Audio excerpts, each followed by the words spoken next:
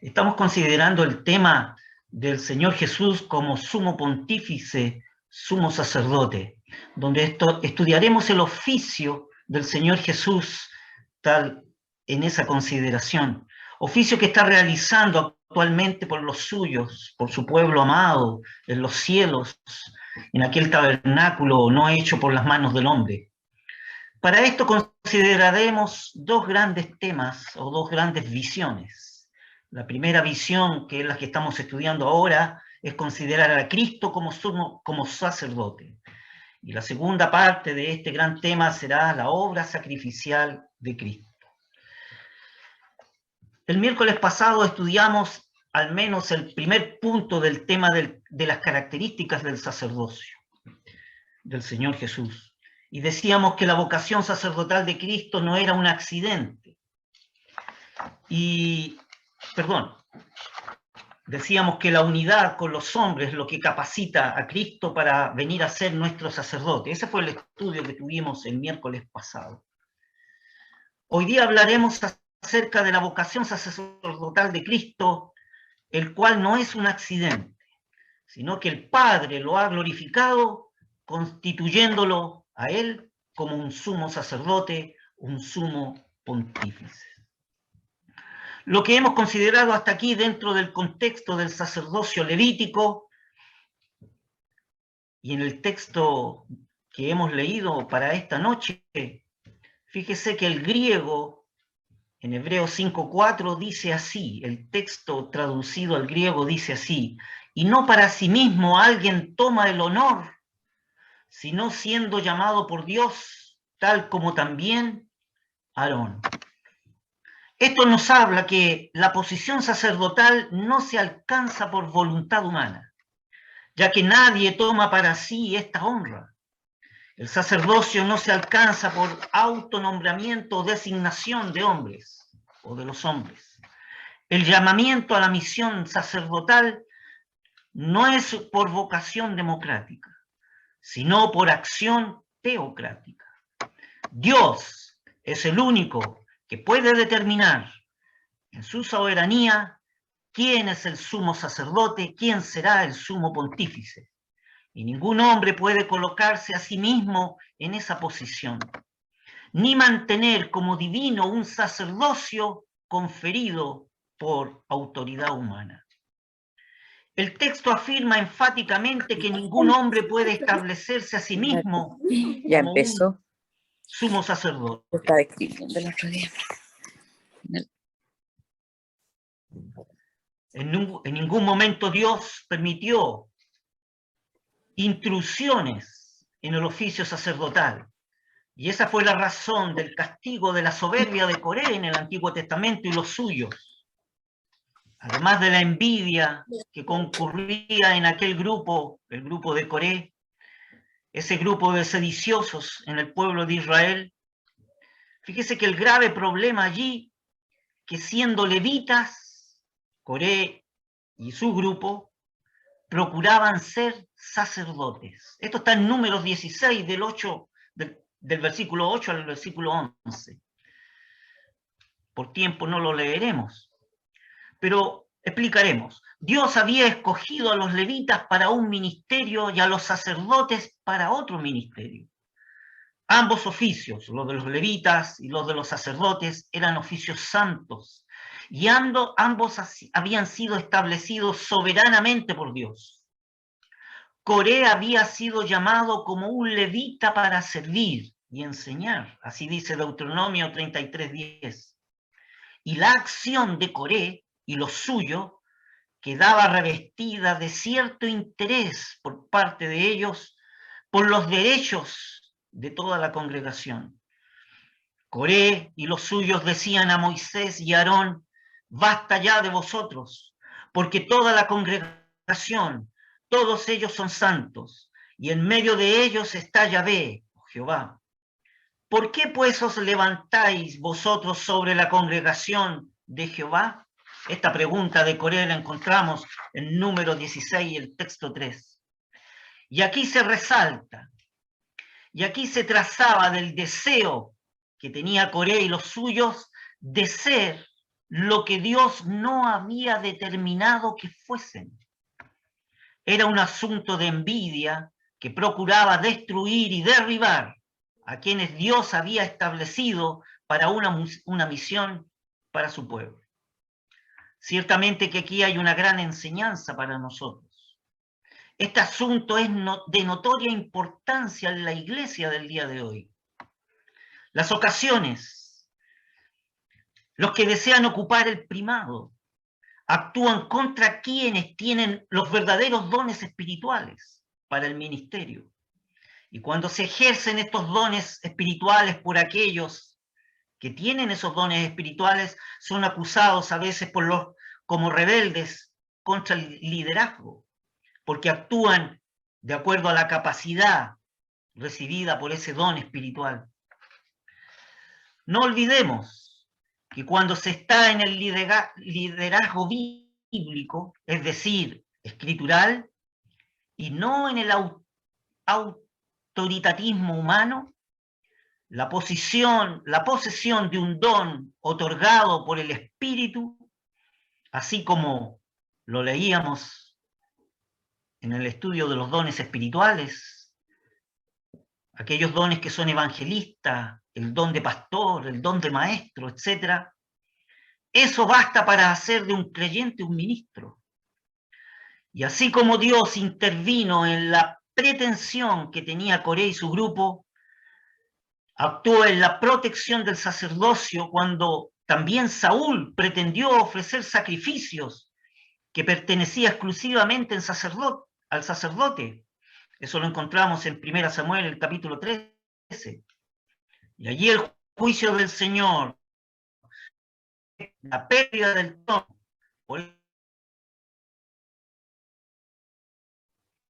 Así considerábamos el pasado, cuando el rey Usías también pretendió hacer un servicio de sacerdocio, siendo castigados. Esta ofensa al ministerio sacerdotal o el desprecio hacia el mismo es un desprecio contra Dios, el cual lo ha establecido. Las lecciones que podemos rescatar de la antigua dispensación, en el Antiguo Testamento, están escritas para nuestra advertencia personal, a fin de que no caigamos nosotros en las transgresiones en las que ellos cayeron. 1 Corintios 10:6 dice: empero estas cosas fueron en figura de nosotros, para que no codiciemos cosas malas como ellos codiciaron. Fue así entonces con aquellos de la antigüedad que asumieron funciones sacerdotales que no les correspondían. Fueron duramente disciplinados por Dios a causa de ellos. Así que entonces el divino autor en el texto inspirado provee enseguida el fundamento espiritual del sacerdocio de Cristo. El texto en griego reza así: así también Cristo no se hizo a sí mismo, así también Cristo no a sí mismo se glorificó, haciéndose sumo sacerdote, sino el que le habló a él: hijo de mí eres tú, yo te engendré. Si reza el texto en griego. De este modo, conforme a la norma del reconocimiento para los sacerdotes humanos, tampoco el Señor Jesús se nombró a sí mismo un sacerdote o un sumo pontífice, sino que fue llamado por el Padre a esa condición.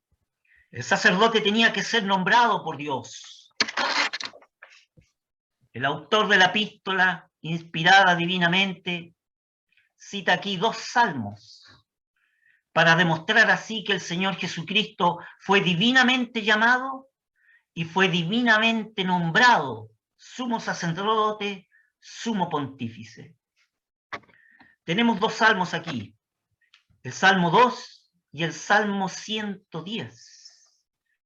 En el Salmo 2, Dios le reconoce como a hijo al Señor Jesús. Y en el Salmo 110 aparece nombrado por Dios en su calidad de tal, calidad que tiene eternamente. Toda la exposición del capítulo 5 de Hebreos parte de la base de las referencias proféticas hechas en estos dos salmos. Analicemos muy brevemente entonces las expresiones de estos dos salmos mesiánicos que corresponden al llamado de Jesús para ser un sumo pontífice, un sumo sacerdote. Fíjese que en el Salmo 2, el texto 7 dice: yo publicaré el decreto. Jehová me ha dicho, mi hijo eres tú, yo te engendré hoy. Esto revela que la vocación sacerdotal de Cristo no es un accidente de la historia, sino que Él ha venido a ser una característica esencial de su condición de hijo.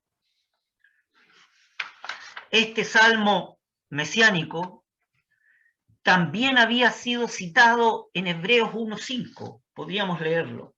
Hebreos capítulo 1, el texto 5, también fue citado este salmo, que dice así, porque, y hay una pregunta, retórica la pregunta, ¿a cuál de los ángeles dijo Dios jamás, mi hijo eres tú, hoy te he engendrado? Y otra vez dice el texto, yo seré a él padre y él será a mí hijo. Porque ¿a cuál de los ángeles dijo Dios jamás, mi hijo eres tú? Hoy yo te he engendrado. Y otra vez dice, yo seré a él padre y él me será hijo. Aquí encontramos la demostración de la supremacía de Cristo sobre los ángeles. Y para establecer la base, fue sustentada esa superioridad apelando a las Escrituras. La cita del Salmo que acabamos de leer fue tomada de la versión de los 70 de la Septuaginta, costumbre que tienen los apóstoles en que cada cita del Antiguo Testamento es tomado de la versión de los 70, la versión en griego del Antiguo Testamento, llamada Septuaginta. Y es evidente que los ángeles son llamados colectivamente hijos de Dios, pero en ningún lugar de la Escritura se encuentra el título singular a un determinado ángel. Por lo tanto, hemos de concluir, a ninguno de ellos se le aplica el calificativo de hijo, a ningún ángel. En ninguna parte de la Escritura aparece algún apelativo a algún ángel creado por Dios con ese calificativo de hijo. Cristo es el único hijo natural de Dios.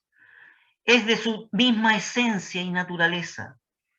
La pregunta retórica formulada en el texto ahí en Hebreos 1:5 exige una respuesta enfática y negativa. Jamás Dios a ninguno de los santos ángeles manifestó que era su hijo, sino solo a Jesús. El Señor Jesús es el Hijo unigénito. Por lo tanto, el Señor Jesús tiene una superioridad que se manifiesta sobre todos los ángeles. Ahora podemos notar entonces que el texto en Hebreos 5:5 que dice, así también Cristo no se glorificó a sí mismo haciéndose pontífice, mas el que le dijo, tú eres mi hijo, yo te he engendrado hoy, por la forma con que está construido el texto, fíjese que queda lugar para que la frase allí expresada pueda ser integrada, puede ser añadido algo. Es decir, es como si se pudiera agregar algo más después de la siguiente expresión. Así también Cristo no se glorificó a sí mismo haciéndose pontífice. Y se integra un gran pensamiento revelado en el Salmo 2:7. Se agrega a este texto aquí en la epístola, se integra a esta frase. Así también Cristo no se glorificó a sí mismo haciéndose pontífice, mas el que le dijo, y se integra a este texto, la revelación profética dada en el Salmo 2:7, y expresa el texto, Tú eres mi hijo, yo te he engendrado hoy. Lo que está implícito es que el mismo Señor Jesucristo no se glorificó a sí mismo, pero el Padre lo ha glorificado, constituyéndolo sumo sacerdote, sumo pontífice. Dios ha considerado un honor que su propio Hijo fuera sumo sacerdote y la suprema víctima. Dos condiciones. Y esto manifiesta un amor que sobrepasa todo entendimiento, principalmente porque la Escritura revela que Dios estaba en Cristo reconciliando al mundo consigo mismo o a sí mismo, tal como declara 2 Corintios 5:19. La sublimidad del amor divino está aquí reflejado. Dios desea que el pecado sea castigado, es decir, reciba el justo juicio de Dios, pero al mismo tiempo ese juicio, ese castigo, cae sobre él. En el Salmo 110, en el texto 4, reza así, dice así: juró Jehová y no se arrepentirá. Tú eres sacerdote para siempre, según el orden de Melquisedec. Aquí el escritor, inspirado divinamente, ha puesto el fundamento en las palabras del Salmo 2. Ha puesto un fundamento sobre las palabras citadas en el Salmo 2. Aquellas palabras del Salmo 2 que dice: tú eres mi hijo, yo te he engendrado. En esa parte que dice: tú eres mi hijo, confirma ahora Dios su designación por parte de Dios como un sumo sacerdote. Notemos que en el Salmo 110 se introduce un nuevo elemento, es decir, un paso más en la revelación divina, que la epístola a los hebreos subraya profundamente, porque declara que este sacerdote, bajo un orden diferente al de Aarón, este es un sacerdote bajo un orden diferente al sacerdocio levítico. Leemos aquí en Hebreos 6, que hemos considerado, dice: como también dice en otro lugar, tú eres sacerdote eternamente según el orden de Melquisedec. El sacerdocio arónico era temporal. La muerte o la vejez del sumo sacerdote arónico obligaba continuamente a colocar en su lugar a otro que lo sustituyera. Jesucristo, al estar revestido de inmortalidad, es un sumo sacerdote perpetuo, por cuanto atemporal. El salmo citado atribuye al Mesías la dignidad de un rey. ¿Por qué? Mire lo que dice en el Salmo, en el texto 1, el Salmo 110, texto 1. En este Salmo citado atribuye al Mesías la dignidad de un rey. Mire lo que dice. Texto 1. Jehová dijo a mi Señor: siéntate a mi diestra en tanto que pongo tus enemigos por estrado de tus pies. Y en el texto 2 de este Salmo 110 dice: la vara de tu fortaleza enviará Jehová desde Sión. Dos puntos. Domina en medio de tus enemigos. Pero al mismo tiempo se le da la dignidad de un sacerdote. En el mismo Salmo 110, en el texto 4 dice: juró Jehová y no se arrepentirá.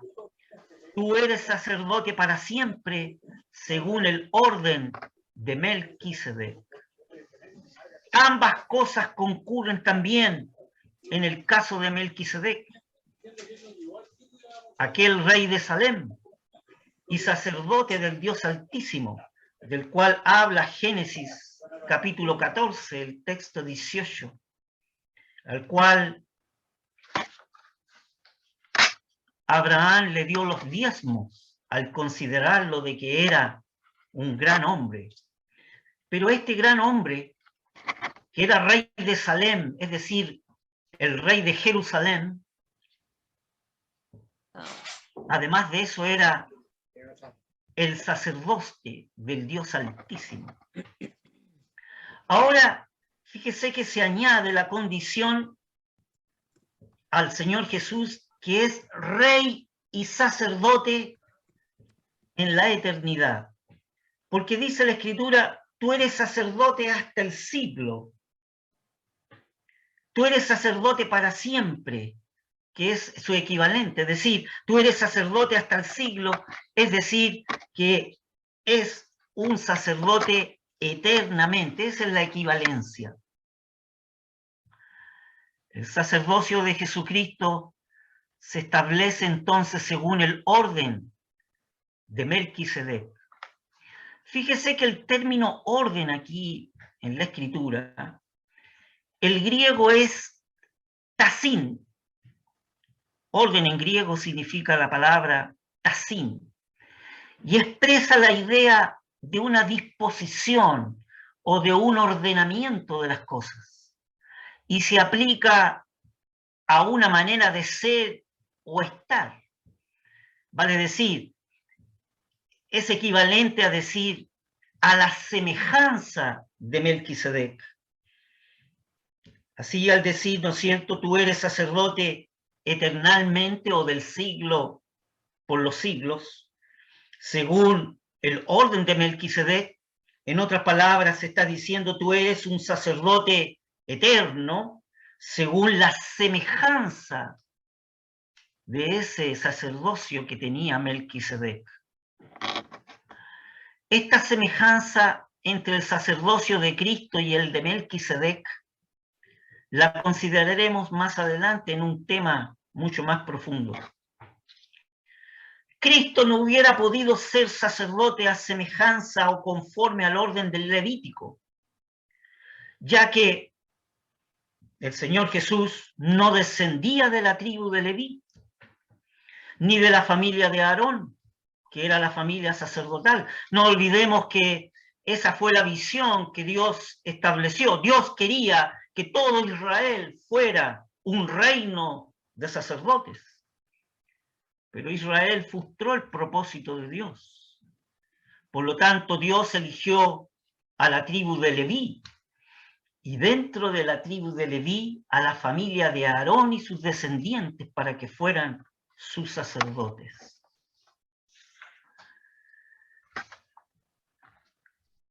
El Señor Jesús descendía de la familia real de Judá. Así lo expresa Mateo 1:3.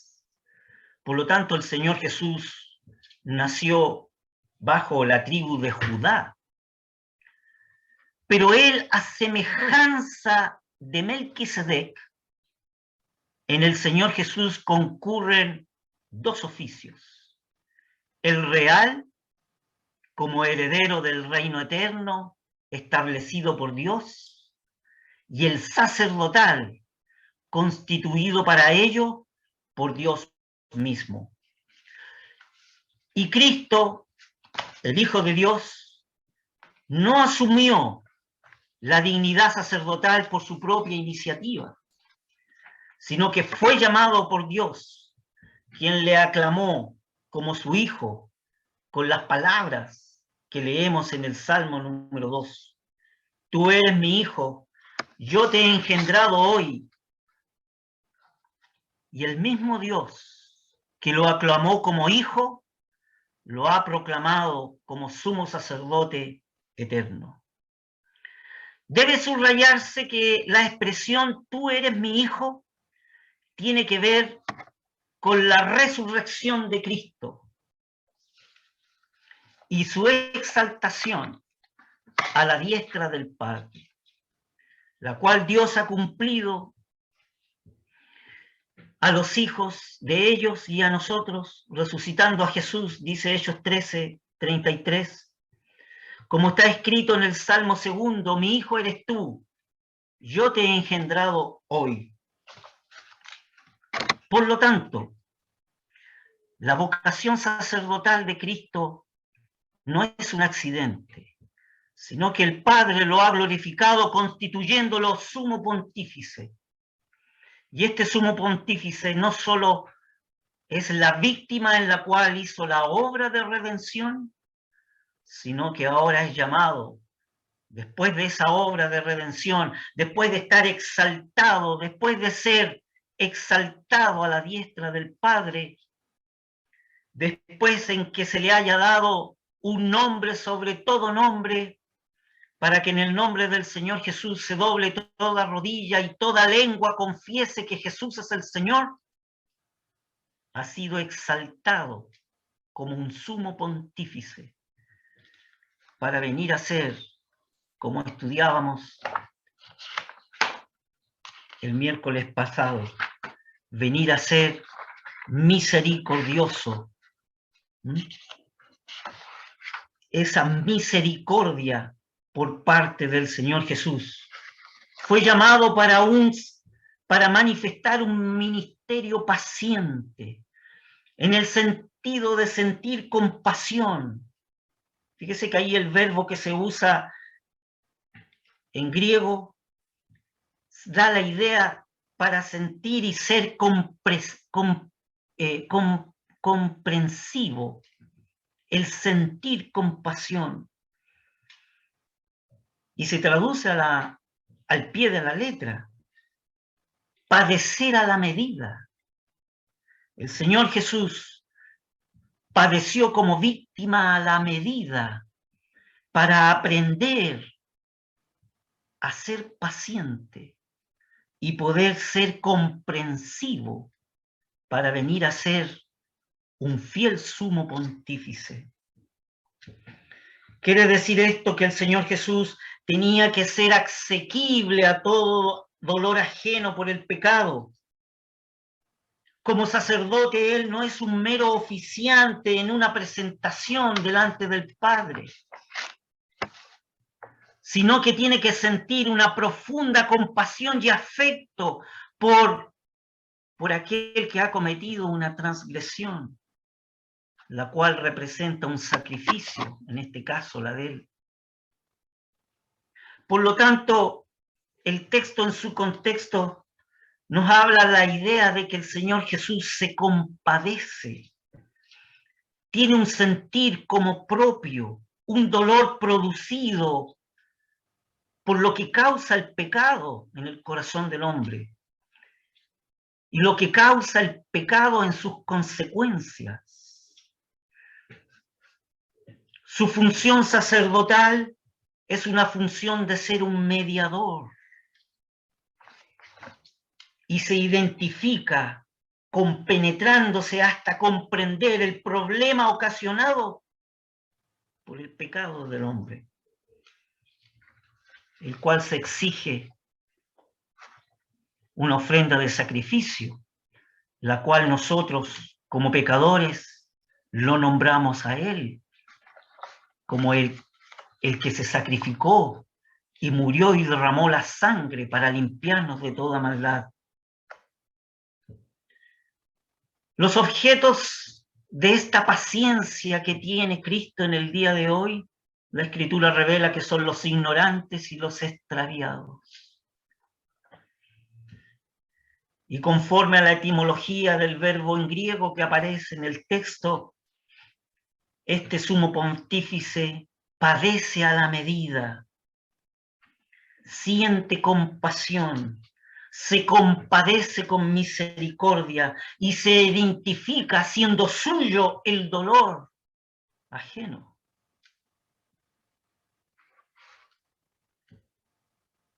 Qué precioso ministerio el de Cristo. Él, siendo el pontífice eterno, se compadece de nuestros males, porque le es propio, y a causa de sus misericordias, las cuales están sobre todas sus obras, se presenta delante del Padre como el vicario y el sustituto, como un sustituto nuestro, y un mediador Ciertamente que el oficio sacerdotal del Señor no es un oficio por un inocente, todo lo contrario. Él intercede por un culpable, por un hombre pecador o por una mujer pecadora. La diferencia en que el oficio sacerdotal levítico de la antigüedad estaba rodeado el sacerdote de debilidad, estaba rodeado de flaqueza, y por causa de ella el sacerdote, antes de acercarse al lugar de la gloria de Dios, el lugar santo de los santos, para oficiar allí alguna ofrenda de expiación o de limpieza por el pueblo pecador, tenía que ofrecerse por sí mismo.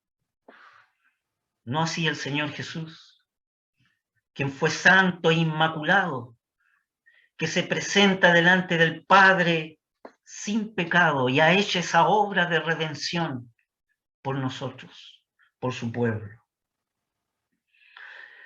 El sumo sacerdote antaño estaba rodeado de debilidad, de flaqueza, y por causa de ella tenía que ofrecer por sí mismo, primero, los sacrificios expiatorios. No es así en el caso del texto del Señor Jesús. Los objetos por los cuales el Señor intercede, dice que es paciente para con los ignorantes y extraviados. Nuestro Señor Jesús, como sumo pontífice, es notorio. No necesitó hacer sacrificios por los pecados. Siendo inmaculado, Él se presenta. Fíjese que en cuanto al pecado, ningún hombre ha sido impecable como el Señor Jesús. Y en cuanto a la vinculación que Él tiene siendo Dios hecho hombre con la deidad, ningún hombre ha estado jamás ni puede estar en relación con la identidad, con la divinidad.